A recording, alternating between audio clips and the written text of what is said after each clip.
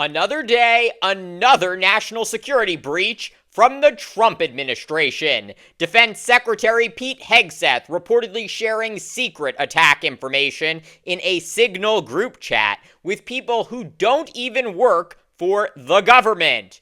Will there be any consequences this time? Welcome to the No Spin Zone. Graphs Grievances starts right now.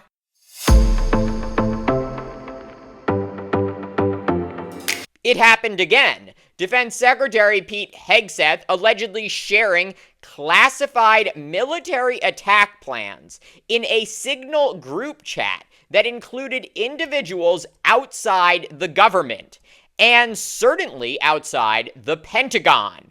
According to multiple reports, Hegseth used his personal phone to create a 13-person chat that included his wife, his brother, and his personal lawyer.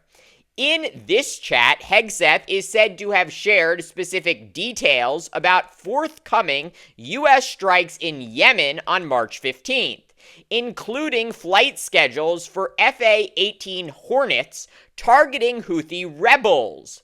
These strikes, intended to punish the Houthis for attacks on international cargo ships in the Red Sea, were among the first major operations of Hegseth's tenure.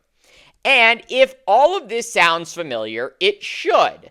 Just last month, The Atlantic reported that Hegseth shared nearly identical Yemen strike plans in a separate Signal chat with senior Trump officials and a journalist. That chat was created by Trump's national security advisor, Mike Walls, who supposedly added the journalist by accident.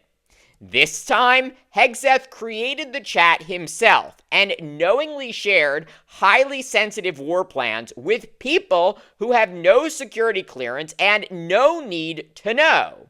His wife, Jennifer, is a former Fox News producer, not a government employee. His brother Phil and lawyer Tim Palatori both work in the Pentagon, but neither has a role in planning or executing military operations.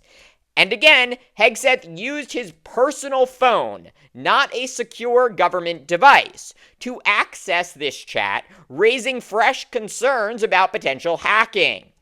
And let's be clear, Signal, while encrypted, is not designed to handle top-secret national security communications. It's a free, unclassified app anyone can download. Worse still, Signal allows users to auto-delete messages, violating the Federal Records Act, which mandates preservation of government-related communications. So why does any of this matter if the Yemen strike went off without issue? Because next time we may not be so lucky. Former senior defense officials say that disclosing launch times and aircraft types in advance could easily have jeopardized the lives of U.S. pilots if that intel were intercepted.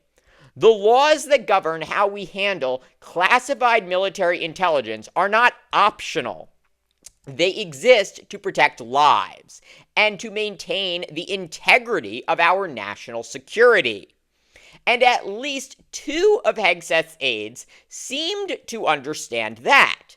The New York Times reports that they warned Hegseth just days before the Yemen operation not to share sensitive operational info on Signal. You really can't make this stuff up. And get this, Hegseth included two senior advisors in the group chat who he just fired last week for allegedly leaking unauthorized information. Dan Caldwell and Darian Selnick, both DoD veterans and longtime Hegseth allies, deny any wrongdoing. But firing them, Hegseth has, in effect, acknowledged his own poor judgment in choosing who to trust with national security secrets. But it gets worse. The Defense Department is now undergoing major turnover. Hegseth's Chief of Staff Joe Casper left the Pentagon last week. Colin Carroll, deputy chief of staff, was also reportedly forced out. And what does the White House have to say about all of this? Today, Trump, at the Easter egg roll, told reporters Hegseth is, quote, doing a great job. It's just fake news, the president added. Well, others beg to differ. John Oltz, a former senior Trump defense official who resigned just last week, published an op-ed in Politico last night calling the Pentagon, quote, in disarray under Hegseth's leadership. He urged Trump to remove him, warning of, quote, total chaos and hinting that, quote, even bigger bombshells could drop in the days ahead. This isn't just about poor judgment or messy management. It's about national security.